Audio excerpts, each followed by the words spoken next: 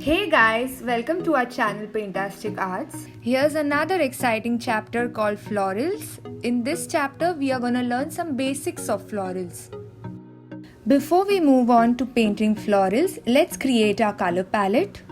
It is advisable to either use warm colors or cool colors with various shades of green.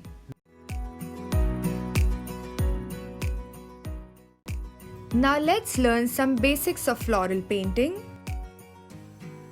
In this video, we are providing some detailed written instructions and some amazing tips, so keep watching and enjoy your time.